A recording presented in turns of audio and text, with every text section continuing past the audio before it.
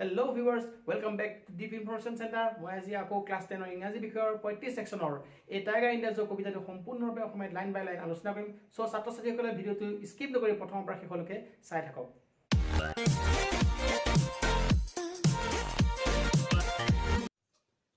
এই tiger in the zoo কবিতাটোৰ লেখকগৰাকী হ'ল Leslie নৰিছ।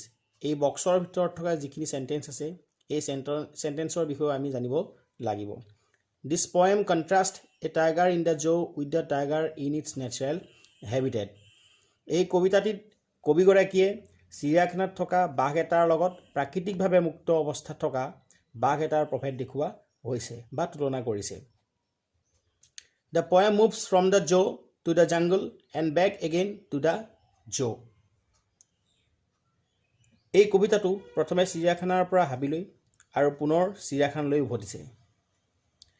Read the poem silently once and say which stanzas speak about the tiger in the zoo and which ones speak about the tiger in the jungle.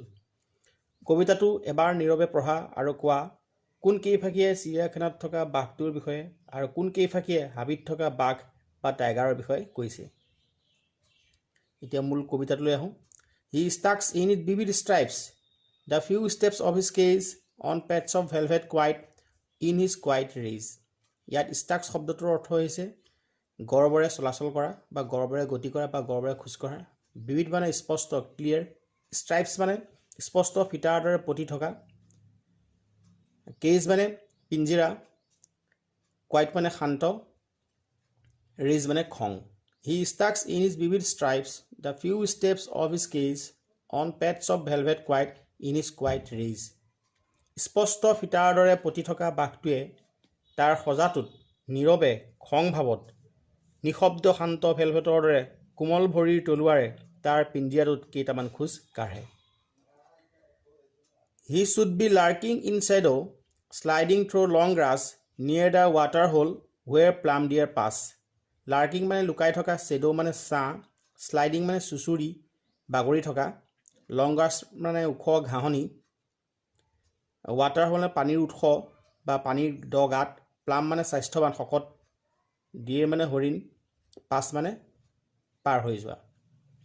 He should be lurking in shadow, sliding through long grass near the water hole where plum deer pass. পানীৰ উৎসৰ কাষত দীঘল ঘাঁহনিত চুচুৰি বাগৰি য'ত স্বাস্থ্যৱান হৰিণবোৰ পাৰ হৈ যায় তাতেই সি ছাঁত লুকাই থাকিব পাৰে। He should be snarling around houses at the jungle's edge, bearing his white fangs, his claws, terrorizing the village. Snarling মানে গুজুৰি গুমৰি থকা, এজ মানে বৰ্ডাৰ, বেৰিং মানে নগ্ন, হোৱাইট ফেংছ মানে বগা দাঁতবোৰ, ক্লাউজ মানে হাতোৰা, টেৰৰাইজিং মানে ভয় প্ৰদৰ্শন কৰোৱা বা ভয় প্ৰদৰ্শন দেখুওৱা। He should be snarling around houses at the jungle's edge, bearing his white fangs, his claws, terrorizing the village. অৰণ্য বা জংঘলৰ কাষত থকা ঘৰৰ চাৰিওপিনে বাঘটোৱে গেঙেৰি গুজুৰি থাকিব পাৰে। তাৰ নগ্ন মুক্ত বগা দাঁত তাৰ হাতোৰাৰে গাঁওখনত এক ভীতিগ্ৰস্ত বা আতংকময় কৰি তোলে। But he is locked in a concrete cell, his strength behind bars, stuck in the length of his cage, ignoring visitors. Concrete cell মানে ইটা শিল বালি ৰদেৰে নিৰ্মিত এটা ঘৰ, বিহাইণ্ড মানে এট দ্য বেক অফ পিছে পিছে বা পাছফালে, বাৰ্ছ মানে লোহাৰ দণ্ড, ইগন'ৰ মানে অৱজ্ঞা কৰা, ভিজিটৰ্ছ মানে দৰ্শক।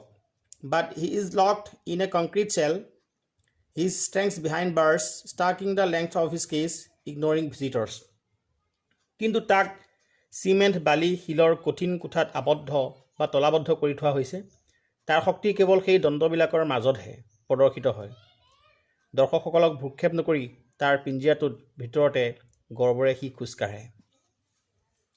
He hears the last voice at night, the patrolling cars, and stares with his brilliant eyes at the brilliant stars.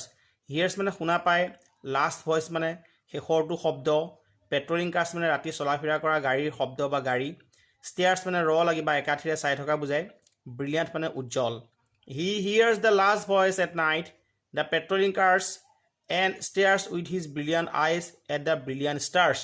নিশাৰ ভাগত বাঘটোৱে পথত চলি থকা অন্তিম বা সেই শব্দটো শুনা পায় আৰু আকাশৰ উজ্জ্বল তৰাবোৰলৈ সি তাৰ উজ্জ্বল চকুজুৰিৰে লাগি বা একাঠিৰে চাই থাকে বা প্ৰত্যক্ষ কৰে। ধন্যবাদ। যদি এই ভিডিঅ'টোৰ যোগেদি ছাত্ৰ ছাত্ৰীসকল উপকৃত হ'ব পাৰিছে তেন্তে আমাৰ এই চেনেলটো অৰ্থাৎ DIC ডিপ ইনফৰমেশ্যন চেণ্টাৰ চেনেলটো ছাবস্ক্ৰাইব কৰি ল'ব আৰু আমাৰ চেনেলটোক অধিক উৎসাহিত কৰিবলৈ লাইক, শ্বেয়াৰ আৰু কমেণ্ট কৰিব বুলি আশা থাকিল। Lots of thanks for watching our videos.